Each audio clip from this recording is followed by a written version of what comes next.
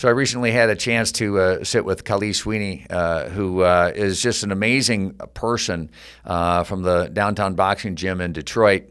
And it's really a powerful story that he's lived and the adversity that he had to deal with personally as he was growing up. And we would always think of adversity in a certain set of circumstances, but he articulates his greatest concern was not being able to read. That was the biggest thing for him, and he knew that he had greater potential than he was maybe given credit for. And so he pursued finding that potential and figuring that out and taking those steps. And on the way, he began to figure out how to share it with others. And that's the powerful part of who he is, what he's accomplished, and the story that he tells and how it can impact all of us. So his entrepreneurial mindset, his focus on kids and on education and helping people find that next step forward, helping these kids find that next step forward so they won't have to experience the challenges that he did, is really powerful. Great fun, wonderful person. Thoroughly enjoyed the conversation, and I hope you enjoy it too. So enjoy the time with Khali Sweeney. We believe and have always believed in this country that man was created in the image of God, that he was given talents and responsibilities and was instructed to use them to make this world a better place in which to live. And you see, this is the really great thing of America. It's time to discover what binds us together, and finding it has the power to transform our world. That's what I believe. How about you? Khali, thank you so much for taking some time to join us here. Really appreciate you being here in the studio and having a chance to connect like this, and really looking forward to this conversation because I was at a Stand Together event and saw this video about the downtown boxing gym in Detroit, right, our neighbor, and I just was blown away. And so I said, I'd love to meet this this guy, and I'd love to have a chance to talk. So thank you for taking the time to come and join us. Thanks for having me out here. Yeah, that's great. So I'll just start, and we're going to kind of wander around a whole bunch of things: what you do, why you do it, who you are, and what you're learning, and that sort of thing. But one of the things I found most interesting to start is a phrase that you've used in some of the materials. Have said, "Boxing's just a hook." Boxing's just a hook. And so talk about that. It's just a hook for what? Boxing is like the icebreaker to a bigger conversation. If I walk up to you and start asking you a bunch of questions, you're not gonna really just express what's going on. I'm not gonna get a good feel for what's really going on with you. So they say you can find out more about a person in an hour of play than you can a lifetime of questions. So the boxing is just that hour of play. It's the icebreaker.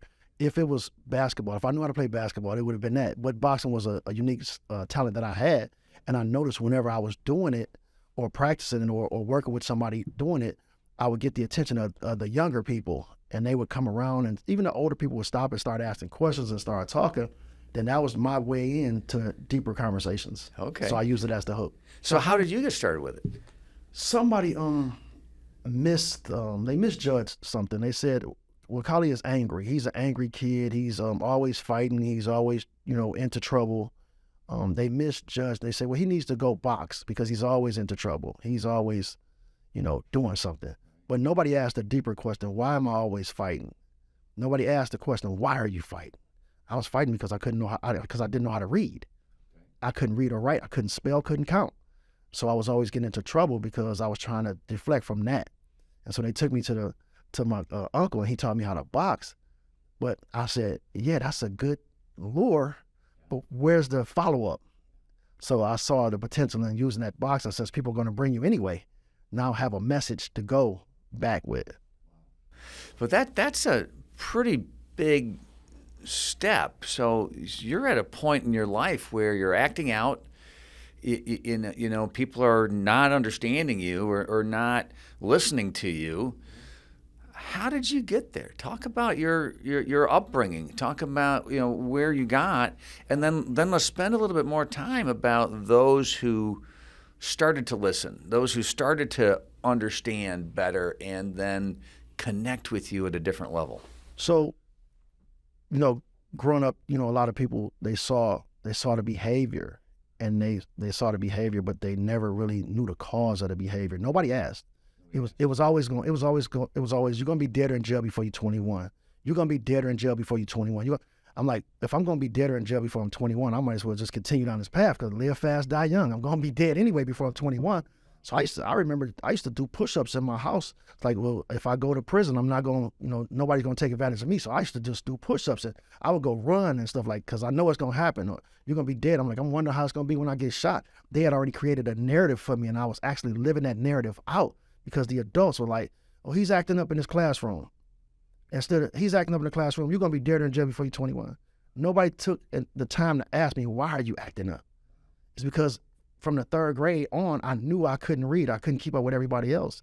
And so this continued my whole life, is because they kept passing me to grade to grade to grade. Nobody stopped and asked. Nobody had the time to say, No. hey, Khali, it doesn't look like you're understanding this material. Can I talk to you? They just moved you on to the next grade. To the next grade. And it happened to me and so many other friends of mine, other people that I grew up with, and I've seen it happening. And now I'm like, and I think I was in the 12th grade. And I got a report card that had good grades. So I was like, man, you guys are setting me up for disaster. I just left school. Really? And I was like, yeah. And I left school, and I just started just going crazy in the streets. And I was just running with a bad crowd. I was just, despite like people saying, oh, do this, do that. I'm like, man, I'm going to be dead anyway. It don't matter. I didn't have a purpose in life until one day a family member pulled me to the side. And he was like, you do know the rest of the world don't live like this, right? He said, there's nothing in your community. There's no resources in your community. There's nothing around you but death and destruction. He said, man, you have to get out of this community to see what the rest of the world is doing.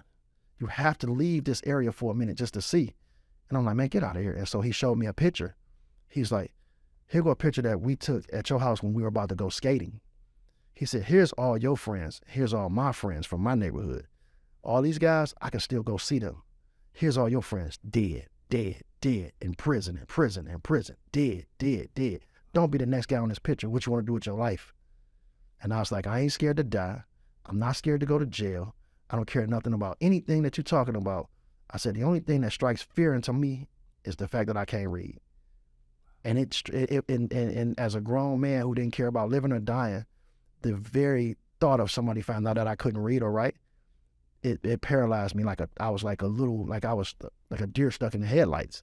And so I just said, so I was sitting at home on the front porch, and I was like, man, like, and started thinking, like, what do I really want to do? And then I started thinking about, I'm not going to say his name on the podcast, but I was thinking about a celebrity who openly said that he couldn't read. And so I was like, man, he said he couldn't read. It's like, so I went back to school. And so that's how I started changing my life. So it wasn't like, it was just that family member that sparked it in me.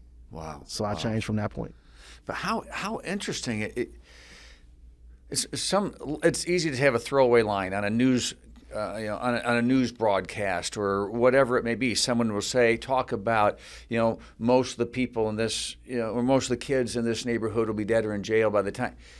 But to say that and to hear that as a person when you're in there, go, hey, they're talking about me, but you're saying that didn't scare me. What scared me is that I couldn't read and write. Yeah. How I would be scared by the other, but you had a different reaction. There was something in you that was moving beyond, the normal characteristic of people trying to scare you. Yeah, that's something inside of you. Yeah, that type of stuff. That stuff didn't scare me. It was the fact that I knew what I needed to do, read. You know what I mean? And so, reading is like the most important thing. I mean, to not know how to read is a scary place. That is the scariest place. I mean, you can show me all the horror films, all the type of stuff, but not knowing how to read is petrifying. I've seen it break grown men to their knees. So yeah, it's a lonely place. And then you went back to school to do that. Where'd you go? What was your next step? So you said, that's it. I'm going to do something different. I want to be in this different part of the picture. So tell us that story. That's a funny story to that too. I mean, I actually told it last night with some really, really cool people I got a chance to hang out with. I mean, great people. I'd love to hang out with them again. Okay. So I went back and said, I'm gonna get a GED. And so I went. I paid the money to get this GED. and I'm there for a few days, and trying to do the work or whatever, and the guy pulled me out in the hallway and it's like, dude, you can't get a GED. I'm like, what do you mean I can't get a GED? I pay my money like everybody else in here, you know. And at that point in time, I had just been coming out of the streets of being out here misguided, and so I really wasn't in the mood to hear his shenanigans. So I gave him a tongue lashing, however you want to say it. I used some choice words with him, and he tried to calm me down. He's like, listen, you cannot get a GED, and I'm like, why? He's like, because you can't read or write. And I was like crushed. He said, listen, you're intelligent. You have a great vocabulary. You're intelligent. I can see that. He said, but I want you to come around here to this other classroom where they're starting from scratch, from the beginning. Don't try to get a GED. You're smarter than that. Come over here and sit down in this classroom with these people over here and learn from the beginning. And so I left that day, and then I came back the next day. I was like, where's this class that you're talking about? So because I had to put my pride aside, because I had made myself a promise that I was going to, if I can go in the streets and be in these streets 100% and put my life on the line in the streets on a day-to-day, on a constant basis, then I'm going to go do something to better myself, and I'm going to give it that same amount of energy. And so that's what I did. And so that's the beginning. But he saw. That's somebody like your family member saw something in you. And you seem to have had an inner sense as well that there's a purpose and meaning beyond all these other things that were going on. So your family member saw something, and what may have been a negative turned into a positive. So, no, do this. I know you may want that, but maybe do something else. I'll show you a different path to get to the same place because you're intelligent, you're smart. I can see that. What a fascinating message. When all the other messages have been negative all the time, yeah. That was like a wake up call. Like, there's no shortcuts. You can't just take a shortcut to reading and writing. You can't take a shortcut just because somebody say, "Oh, you could just go pay the money and get a GED." No, it's not as simple as that. There's some work to get the GED. Yeah, so there's some work to it. Yeah, sure. So people who get the GED, I've seen what they go through. So. I salute those people who stick it out with that. So I had to go. I wasn't quite ready for that. Wow. So yeah. Well, like you said, there's work to do everything, isn't there? Yeah. Whatever you want to do, you got to work to do it.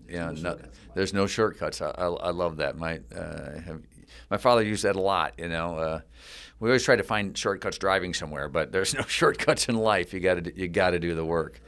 I want to train. I just think it's fascinating. Somewhere in this journey. Okay, you're on the streets, you're getting, you want to learn to read and write, you're down an education track, you're working. And you're starting to get a little money, and then you put it towards this idea. Talk to us of this idea of the downtown boxing gym.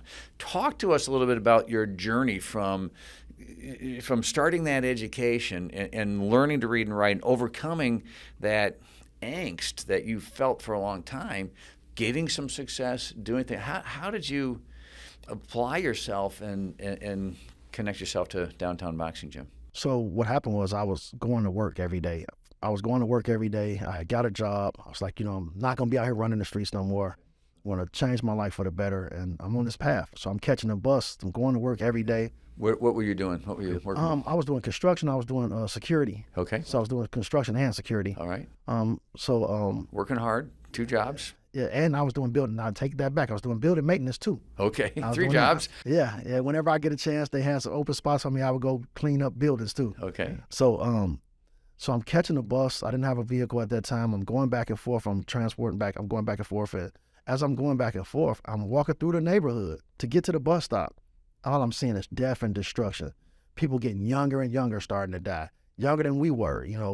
The neighborhood is just going down. It's getting crazier and crazier. There's nobody asking these critical questions. There's nobody asking the kids, like, why are you acting like this? Can you read? What is the source of these problems? And so I'm catching a bus. I'm going to work every day. I'm at the job one day, and the guy asked me to do something that could get me killed. And I was on the aerial lift, the machine that lifts up, that raises you up to the top or whatever. And so I'm on an aerial lift, and the guy's telling me, go closer. I said, listen, the machine, because now I can read, it says that, don't overextend the boom and it's not insulated. Don't go within 10 feet of a transformer. This guy's telling me to keep going. I'm like, I'm within 10 feet of the transformer. The machine is on a hill. Every light on the machine is going off, telling me to go backwards. I'm trying to push it forward. This study trying to go backwards, so it has a safety mechanism in the machine. And I'm like, man, do I want to die today on this job? Like, do I really believe in this job this much? And he was like, keep going, keep going. I just let the machine down. I was like, it's something I should be doing better with my life than just throwing it away. He said, I pay you enough money. I'm like, do you pay me enough money to kill myself? I don't think so. I said, I have another goal. And I started thinking about all those kids that I walk past every day. So I went back and grabbed a couple kids, my nephew and a few other people, and I started working with them. And I was the happiest I ever been. I felt like I had a purpose in life. To make the good money on on the job, that's one thing. It wasn't fulfilling, and it definitely wasn't worth dying for. Right. I said, it's something bigger than myself, bigger than what I'm doing, bigger than money. I don't care about money. I'm thinking about all those people that I walk past every day. And so I went back and I started working with the kids, and it just started growing and growing and growing and growing. And before you know it, we had like a waiting list that was super huge with people bringing their kids. I love it. I don't care about money. I care about people. You That's care about all the kids you're walking by. You saw them, and you said, that's where my heart is. And you can't pay me enough to put my life at risk. I got a bigger purpose in my life. Right. I got to be with these kids. Yeah. And was it like a lightning bolt, or was it just after a few days, or just kind of chewing on it for a while? No, because I just walked off the job. And that was it. I walked off the job. Boom. I'm like, yeah. He was asking me like, well, can you use the backhoe? Could you use the bulldozer? I was like, man, I'm done. I'm like, I'm gone. People he was even screaming at me like, what are you gonna do? I'll pay you $30 an hour. I'm like, that means nothing to me. I've been in the trenches. I've been homeless before. I ate sandwiches with just syrup on it. I drank water for dinner and breakfast. You know what I mean? So I've seen what nothing looks like. But working with those kids is fulfilling. Working with the community, to see fathers working with their sons and daughters, to see mothers bringing their sons up there, that stuff is what makes me feel better. That's fulfilling to me. So it's not about money.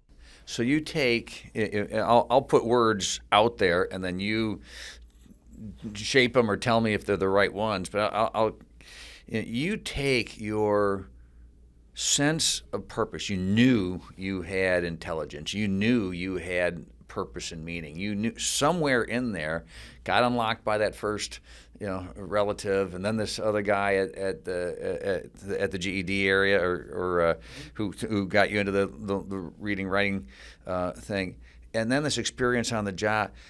But you're creative. You're innovative. You have a sense. You're willing to take a risk. You're entrepreneurial, and you found with those kids that you're talking about, maybe talk a little bit more how it went from this is where I get fulfilled, this is where I'm having impact, to I need to create a place, I need to create an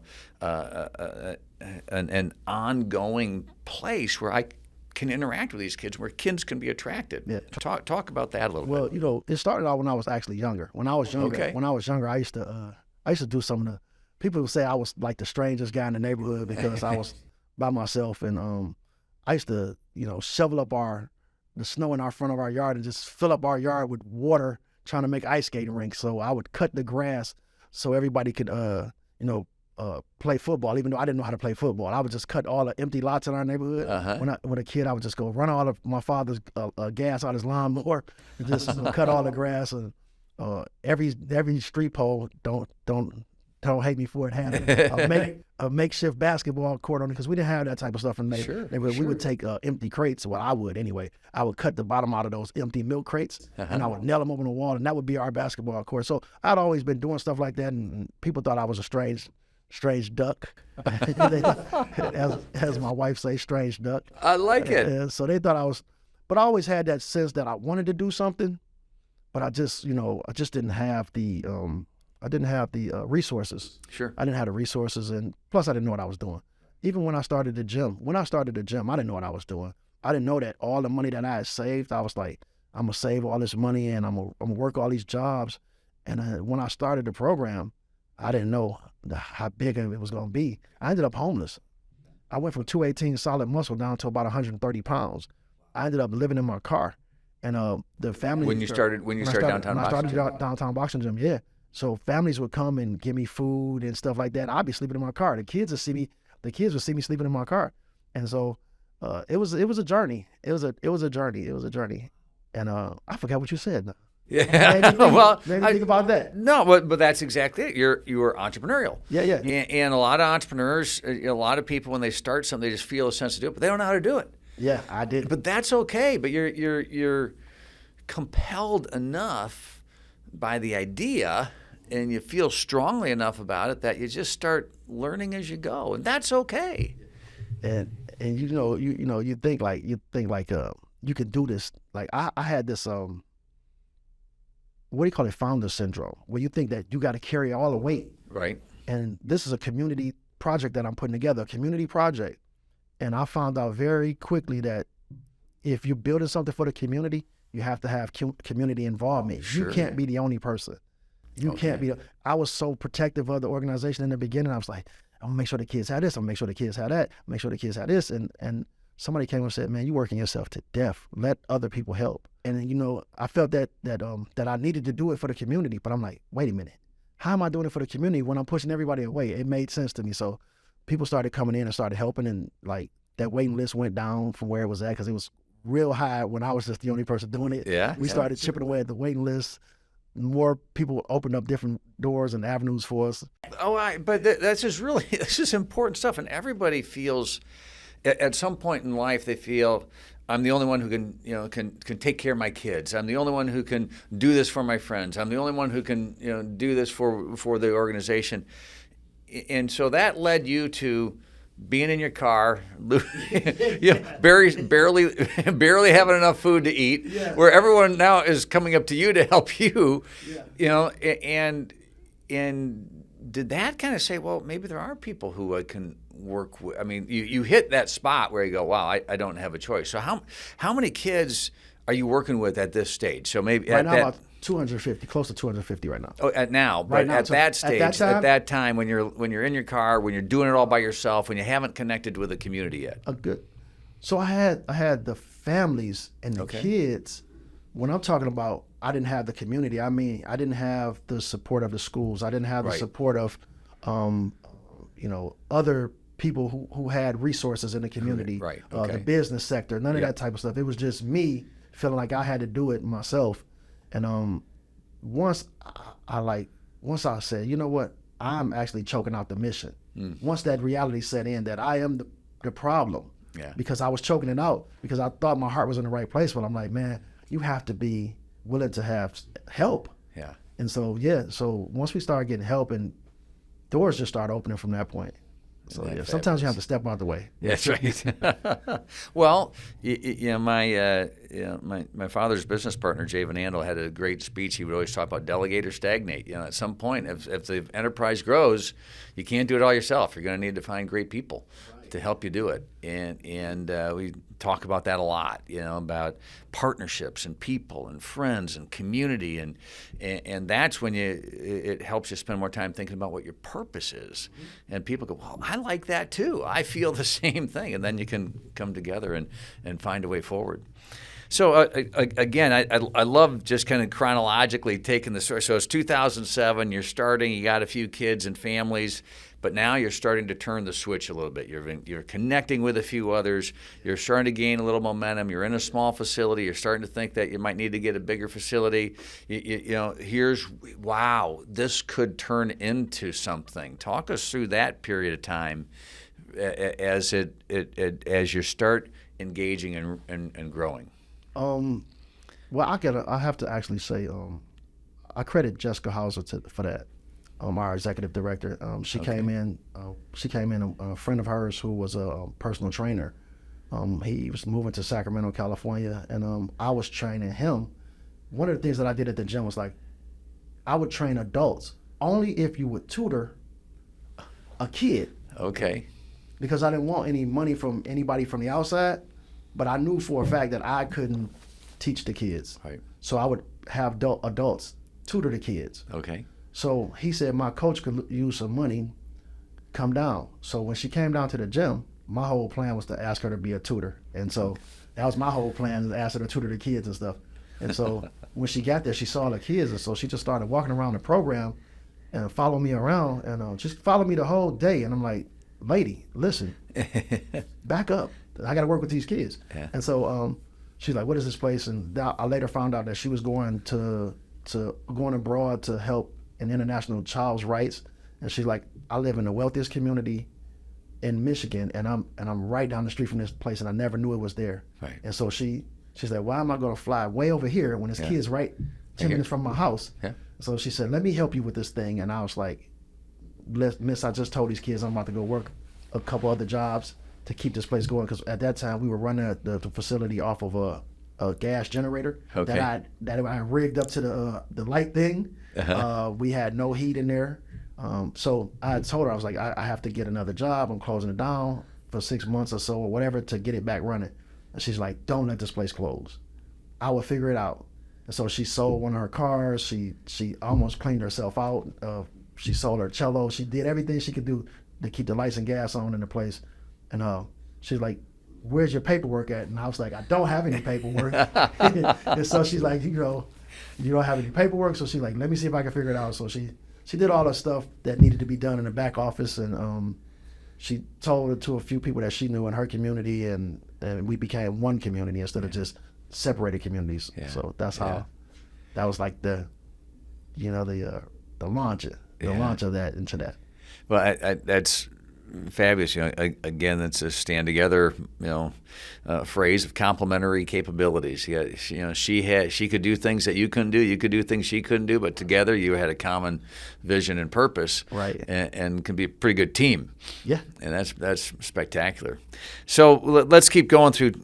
Talk about the kids. So you've got about 300 kids that have gone through now. They've all completed their high school education levels. Some have gone on to school, some have gone on to other places.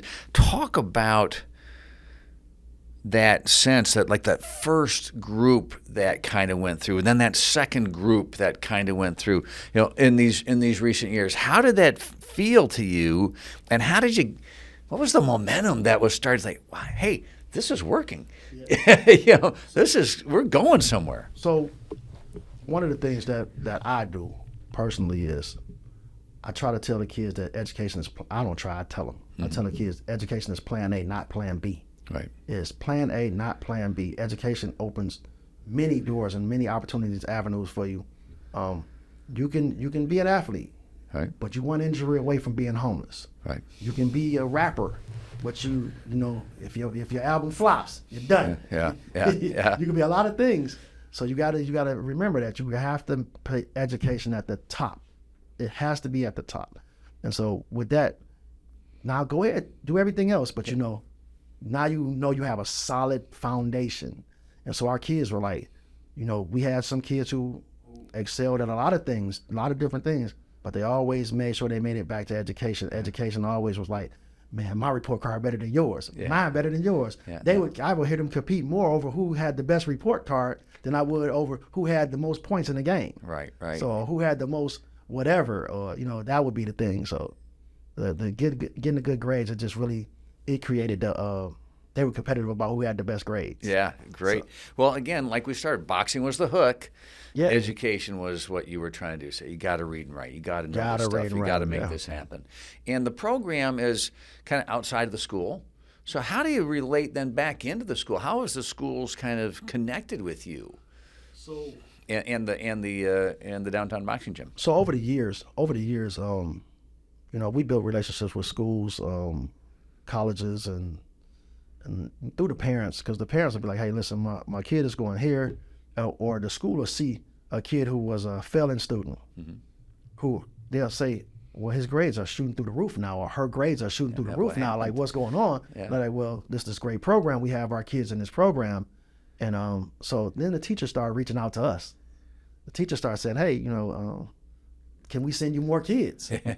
Because in our program, we have the opportunity to do something that schools can't do. Schools cannot do this. A school cannot take a kid that's in the 12th grade that's reading at a 5th grade level and take them back and do 5th grade reading in 5th grade math. Schools can't do that. But we have the freedom to do that. We have the freedom. If you're in the 12th grade and you're reading at a 2nd grade level, and somehow you made it to the 12th grade. Right. Like your experience, they passed you on, they let you move. Yeah, I can go back and I can do it in a setting, in a way that it's not going to embarrass you. Right. And that's what people they're scared of being embarrassed. Sure. Like even I was scared of being embarrassed, Sure. but I can go back and do an individualized curriculum for you. So we use multiple curriculums, and we can give it to you in a way that you're never embarrassed. Nobody else knows what's going on. Yeah. But you and I. Yeah. And so that's how we're able to help so many kids. It's a relationship. Yeah. It's a relationship. It's like the stories that you had. You have people now walking next to the kid, listening to them. What's going on? Where are you? What's happening? And you use that sport of boxing to get them out doing something, engage, and then you. Yeah. When you come to the gym, if you come to our gym, when you walk in, none of our kids box. None. Last year was like the last year. I think we had one kid that boxed. Okay. Probably one kid out of 200. Right. Most of the times you come in our gym, you see kids playing chess, or they're playing badminton, or they practicing their cheerleading, or they dance, or whatever. And as soon as that hour free play is up, or half an hour free play is up, they're back in the classrooms. Yeah. And they're working on their projects and stuff like that. So that's how it looks. It's the hook. It's the hook. And you still got the rings, the boxing rings. Yeah, and it's a safe place. Yeah. It's a safe place. Now, imagine a 15-year-old Khali. Yeah. You see me at 15. Right. I'm already on this mission. They already told me that I'm gonna be dead or in jail. You see me at 15, and you say, let's go to the downtown reading association. Yeah. Go down to the downtown reading club. Yeah. I'm gonna tell you, man, get out of my face. Yeah, sure. Man, beat it. You know what I mean? If you don't get out of here with this silliness. Yeah. But if you say, let's go down to the downtown boxing gym, let's try our skills and see how. Let's go. And not only am I gonna say let's go, I'm gonna grab about 5 other guys. Let's go down there. Yeah. Of course, you're gonna see some boxing training, some people hit that bag. You're gonna see all of that type of stuff. But what you're gonna see next is kids. When that bell rings in the building, you're gonna see all those kids go to their homerooms and go to their classrooms, and then you're like, where did everybody go? Yeah. And I'm gonna take you to the other side and show you. Yeah. Then the classroom's going crazy. Isn't that great? Isn't that great? But that's so you're connecting with kids and bringing them in. They and the kids bring in their friends, and it's a safe spot. But you got a limitation. You got a physical limitation of what you can do. You mentioned earlier you got over 1,000 kids on a waiting list. Yeah, we had over 1,000 kids on the waiting list. Yeah. How does that? How do you deal with that? It's heartbreaking. It's heartbreaking because if you multiply that by the mothers, the fathers, the siblings, those are people who want something good for their children, but it's something simple as finances that's keeping us from opening up another facility, or something as simple as finances for keeping us from having enough staff. Because what we won't do at our program is we won't water it down. So the building may can hold more people, but we're not going to water it down because we don't want kids slipping through the cracks. Right. So we want to do it strategically. We want to do it with purpose. We want to make sure that we don't just pile a bunch of kids in there into the point where you're losing kids. We have a 100% graduation rate for a reason, because we have enough staff, educators and stuff on staff, paid educators. We don't just have tutors anymore. We have paid real teachers and curriculum and stuff like that we have, and it's paying world of difference. We got kids going to some of the best colleges in the country. Yeah. They're not just going to this thing and then dropping right out. No, they're going to and finishing with degrees now. Yeah. And so we want the kids to have that experience. We want to do it right. Yeah. And so it's that waiting list is heartbreaking. It's heartbreaking for me. Yeah. Yeah, absolutely. Now, anytime you get kids together, here come the hard questions. Okay, I got the soft ones. Here come the hard questions now. Here we go. Anytime you get kids together, you're going to have a few that are not going to buy into the program right away. Uh-huh. But you've got to establish some ground rules or some principles or some values. What are the things, because I've got to imagine somewhere along the way you've had a disruptive kid who came in and said, hey, I'm not going to do this. How do you stay connected with that kid, or how do you help that kid transition and find in himself something special like you found in yourself? How do you do that on a personal level? The first thing you got to do is this. You got to first realize that you are being interviewed by the child. The child is interviewing you. Yeah. You're not interviewing him. He's interviewing you, or her. Yeah. You're not interviewing them. They're interviewing you Yeah. to see if they're going to allow you into their life. You know what I mean? Yeah. So Yeah. with that being said, you can't make a kid like you. You can't make a kid like your program. You can't make a kid do that. What you have to do is listen. Yeah. You have to fall back. You have to listen, and you could point out some obvious things and let them talk their way through it, and let them come up with their own answers. Let them talk. Let them. I watch and listen. I listen to the parents too, and I listen to, while the parent is talking. I'm looking at the kid's body language, and I'm listening to the parent. I'm watching the kid's body language, and then it kind of leads me to what questions to ask. What should I ask them? What should I say? And so I just try to feel my way through it. Mm-hmm. And if the kid is angry or whatever the case may be, in that moment, there's something that's causing that. Yeah. And if I listen to him or her, I can figure that out, what it is. And once we pinpoint that, then we can start working to try to heal it, try to fix it, try to make it right. And sometimes kids just want to be listened to. Yeah. Are there any kind of common causes, if you will, where many times it comes back to this, or many times it comes back to that, or is it different for every kid? It's almost different for everybody. Yeah. Everybody has. We've had kids in our program who come from wealthy communities. Wow.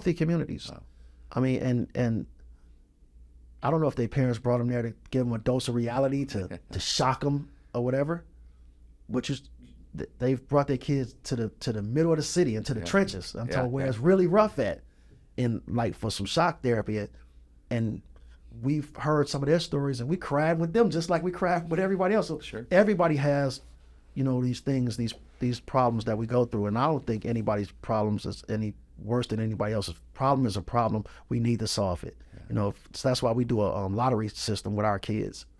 We don't just pick the cream of the crop. We put a lottery system. If a cohort of 25 we pick it, that's a cohort of 25. Yeah. Some people may be here, or there in life, but we all have problems, so we keep it fair. Yeah. So everybody has problems in every community, and we need to address all the problems. I mean, we have those social emotional things. We have partnerships with psychiatrists and stuff like that, because everybody needs help. So in one way or another. In one way or another, we all need it. Except for me. I think that's a really important point, because so many times you'll read a news article, you'll read a report, you'll look at something, and there'll be a great study, and the study puts a lot of people together. Mm-hmm. And it says, and then that creates this feeling that there's one simple answer. Mm-hmm. And if we just did this one thing, everything would be fixed. And I've done that a lot. So I'm speaking from experience, where I read the article and I go, do we got to do this? And I've set out to try to do that. And I've learned over the years, it doesn't work. Yeah. Because while there are similarities between some of the stories, it's not the same. Right. Everyone's different. And what I'm hearing from you, is you say, I got to meet them, and I meet their parents. I meet the people who are with them, and maybe a dad or a mom or an aunt or an uncle or whatever it is, but somebody's loving that child and wants to help that child, and now it becomes, like we talked earlier, a team trying to understand who that one is, who that child is. A lot, like you just said it. A lot of things look like something, mm-hmm. but it's not that. Yeah. That's actually that's one of my quotes. This ain't that. This ain't that. This ain't that. That's one of my quotes. This ain't that. I like it.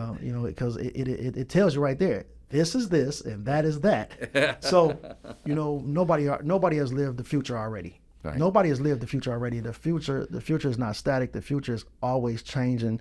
Evolution is, everything is evolution is that. You know what I mean? When you say this generation, the minute that you say this generation, they don't do this, that lets you know. When you say this generation, we didn't used to do that, or this generation that, the minute that you say that, you are in uncharted territory. You are into a new realm. So that means you have to reboot. That means you have to have a system update. That means you have to be brought up to speed. You understand what I'm saying? Sure. Like that. So it's these young people you have to listen to them. They have to bring you up to date. You have to be updated on what's going on. Yeah. It may look similar, but it's not. It's not. It's not, so I just try to keep a open mind, and I listen to the kids in our program. I listen to kids anywhere I go. Yeah. I mean, I let them take the room. And one of the things that we do at our program is this. This is like when one person is talking, that means everybody in the building is quiet. Every single person in the building. I don't care if you're a visitor. I don't care if you're Fortune 500 guy. I mean, I've made Fortune 500 guys drop down and do push-ups. If you're talking while somebody's talking, you got to do push-ups, sir. They're like, well, he's the CEO. He's doing push-ups. Yeah. It doesn't matter. He broke the rules. This is how it works That's here. how it works in this building. Yeah. Fortune 500 guy, not. You're doing push-ups. Yeah. So what we do in our building, if I'm talking, nobody in the building is talking. If the smallest, the young child with the tiniest voice is talking, that child has the floor. Yeah. Nobody's talking when he or she is talking, period. And everybody's listening. They're trying to learn because we exchanging ideas with one another. Yeah. This little kid may bring us up to speed with some things that I found a lot of stuff that I didn't know from the kids by just listening. You know, so that's just how it is. But that speaks to you've created an environment and you've set some standards. Here's some rules. Here's how we're going to work here. And it's different from where you're from. This is what we're going to do here. This is a safe place. This is a place that cares about you. And with that one, I would say what I hear, you value each and every person because when they're talking, you want to listen to what they're saying. And you value that so much. You want to make sure others learn that value. Am I hearing that right? Right. Yeah. That's how we have to lead by example. Yeah. So if you so busy talking on your phone or you're talking, you don't respect the process. Yeah. We have to lead by example. If you want this kid to do it, you have to be willing to do it yourself. Sure. So one of the things that I always talk about is, if we're gonna serve the kids in our community, if we are gonna serve the kids in our community, we first have to take a real deep dive into ourselves and look into the mirror. Yeah. And we have to level up and do some things that we need to take care of in our lives so we can better serve the kids in our community. So, and we got to be willing to have some difficult conversations. And so I have difficult conversations with a lot of people. Yeah.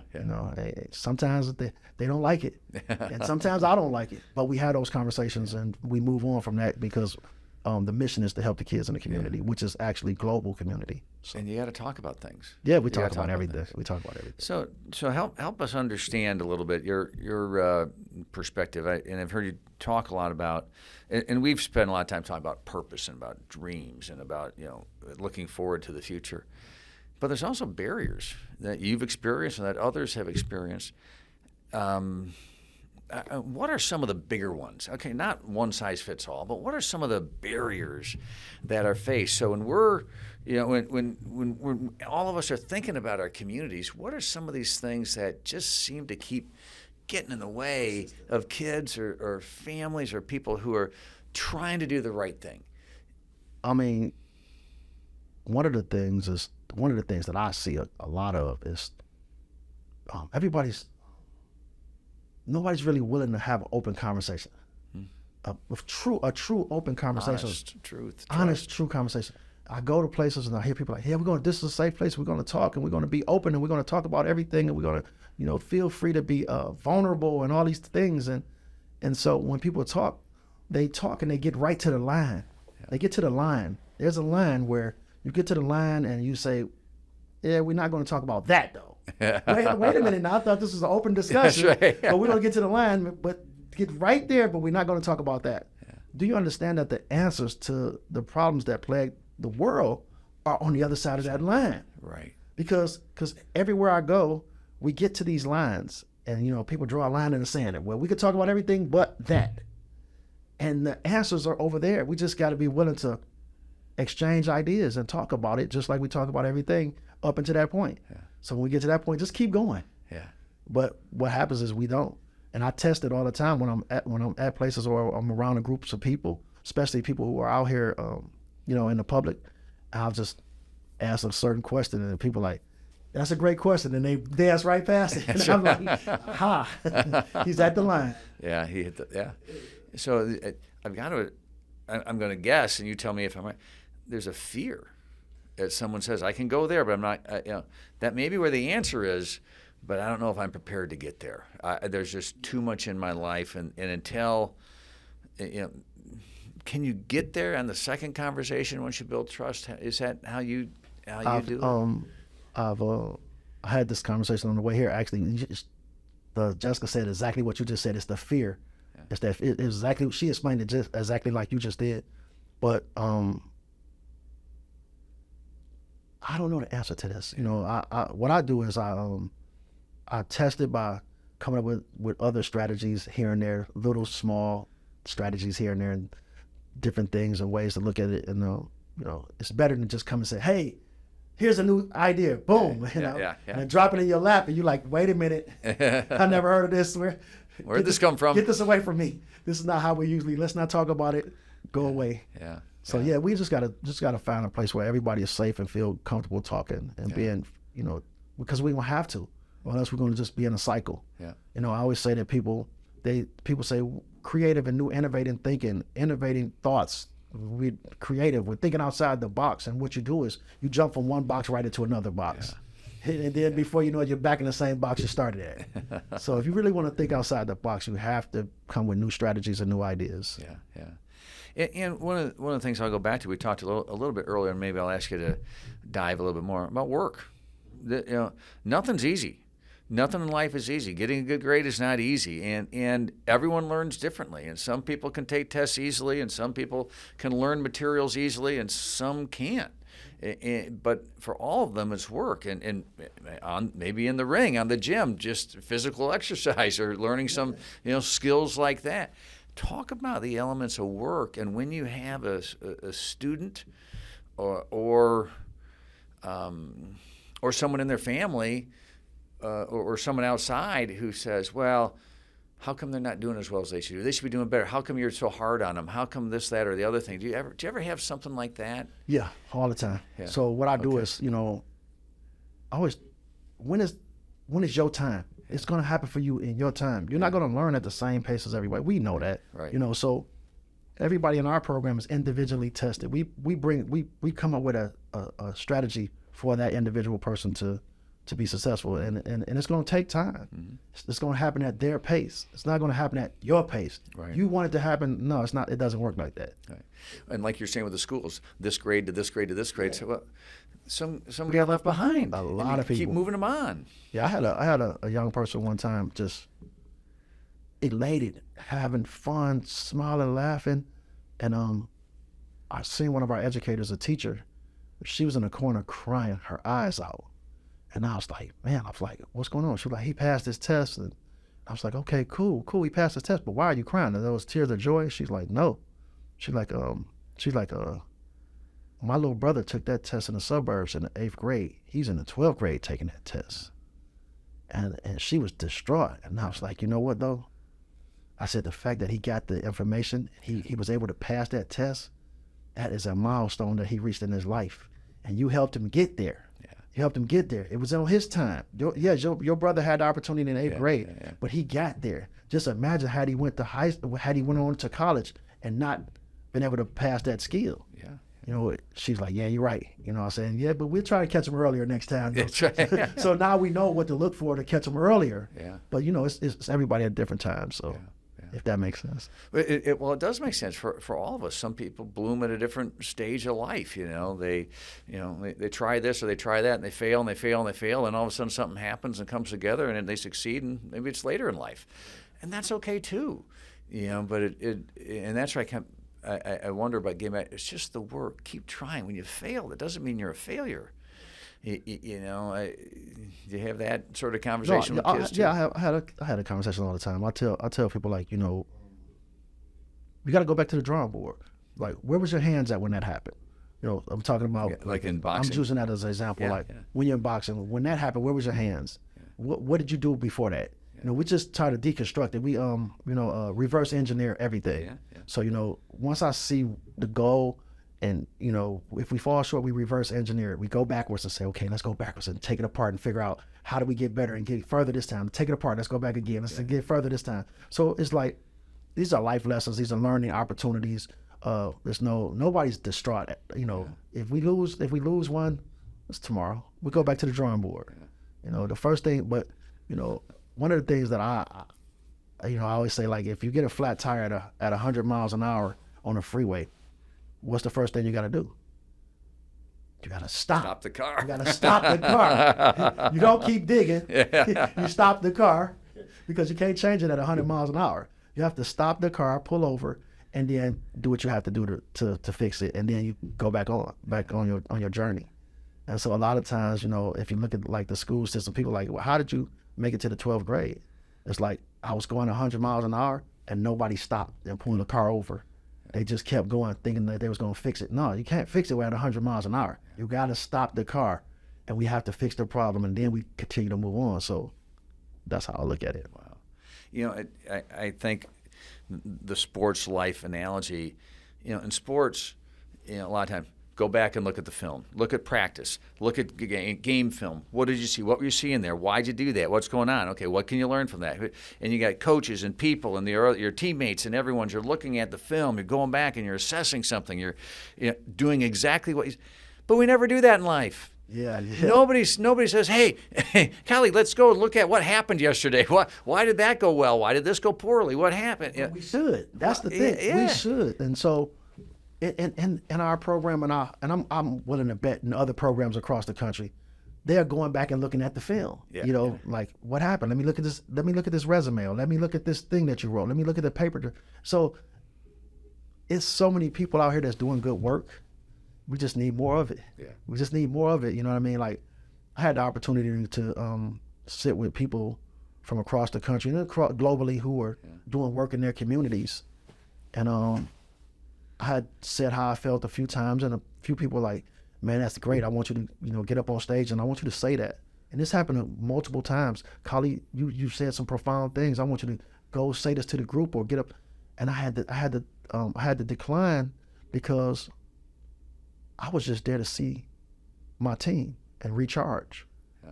Because you hear about all the people in the world that's doing work, and you know that you're on the same team, but you never see them. Yeah. So I'm like, man, I'm only going to this thing to see my team. Yeah. So, because at the end of the day, we all working for humanity. We are all working for mankind, womankind, and everybody. We working for humanity. Yeah. So I want to see these people. Yeah. So I jump on a plane. I got my bags. I'm ready to go. I'm there just like this, and they're like, say something. I'm like, no, I'm here to recharge. I want to hear your stories. I want to hear your energy. I want to hear what you're doing in your community, so I can now go back, because now I'm recharged, and I don't want to let my community down, and I don't want to let my team down. Yeah. So when you in Texas, or you in Arizona, or you in Australia, or Spain, or wherever you at, and you say, I know Khali over there on his side holding up his end of the bargain, because we all working for the same team and the same goal. Yeah, that's awesome. I did have one experience. I had a teacher in math, and he'd give you a surprise quiz. And when you didn't do well, and I may have been one of those students, he just wrote "oops" on the top. Wow. And then he said, "See me." And it was like looking at film. Let's go back. Okay. It obviously looks like you didn't get this part. Here's what's going on. You got to come back and see. And he walked through. He wanted to help me understand the material. He never gave me a failing grade like you're dumb. Right. He said, you just don't get it right now. Let me help. Obviously, we missed something along the way. And that's what you're doing with kids all the time. You say, maybe you missed something. Let's go figure it out. And you're staying close to them, and you're making it happen, and you're reaching a lot of kids, and there's a lot more who want to be there. Thank you. Yeah. That's fantastic.